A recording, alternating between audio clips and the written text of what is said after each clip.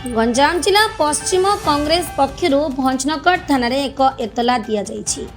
एतलारू जना पड़ी जे श्री जगन्नाथ महाप्रभु मंदिर रत्न भंडार तीनोटी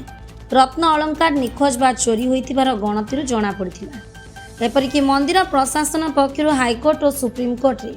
रत्न भंडार सुन्ना अलंकार सुरक्षित थिबार मिथ्या सत्यपाठ करा जाइथिला, जहाँकि यह एक आपराधिक घटना अटे। एणु यार एक स्वतंत्र तदंत कराई उपयुक्त कार्यानुष्ठान दाबी पश्चिम कांग्रेस पक्षर भंजनगढ़ थाना लिखित एतला दि जाइथिबार जଣା पड़िछि। ଏହି କାର୍ଯ୍ୟକ୍ରମରେ କଂଗ୍ରେସର ପଶ୍ଚିମ ସଭାପତି ଦଣ୍ଡପାଣି ପାତ୍ର, ସମ୍ପାଦକ ପ୍ରଶାନ୍ତ ବିଶୋଇ, ବପି ଅନନ୍ତ ନାଗ ରଥ, ନଗର ସଭାପତି ପ୍ରମୋଦ ଭୂୟାଁ, ଭଞ୍ଜନଗର ବ୍ଲକ ସଭାପତି ବାଲ୍ୟ କୁମାର ବେହେରା, ଯୁବ ନେତା ଅନିଲ କୁମାର ମଲ୍ଲିକ ଓ ବେଲଗୁଣ୍ଠା ବ୍ଲକ ସଭାପତି ମଧୁସୂଦନ ପଣ୍ଡା ପ୍ରମୁଖ ଯୋଗ ଦେଇଥିଲେ।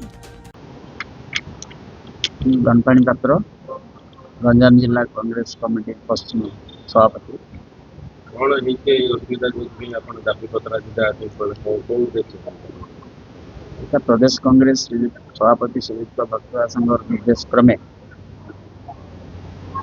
पूरी रत्न भंडार जो प्रकार चोरी हो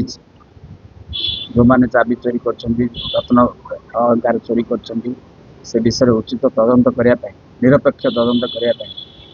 आम सब ओडिशा सब जिले में सब पुलिस स्टेशन दिया एफआईआर आम गंजाम जिला पश्चिम कांग्रेस कमिटी तरफ भंजनगर आईआईसी निकट में एफआईआर दाखल कलु एवं आशा करुँ विहित पदक्षेप ग्रहण कर। प्रशांत कुमार विषय भंजनगर निर्वाचन मंडल पंडा 2024 कौन असुविधा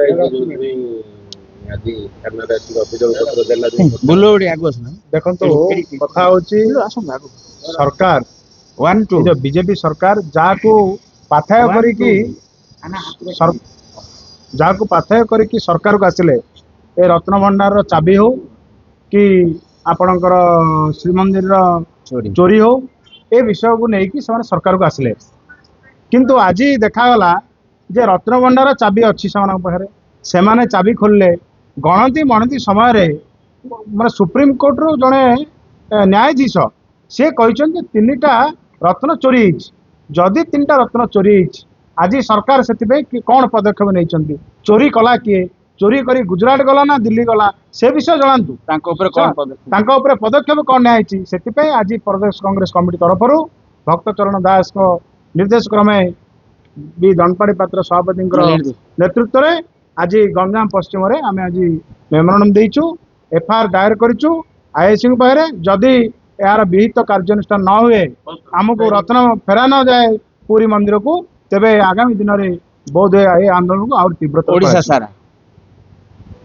दक्षिणांचल स्वतंत्र प्रतिनिधि अमरेंद्र कुमार पटनायक का रिपोर्ट, ओडिशा टुडे।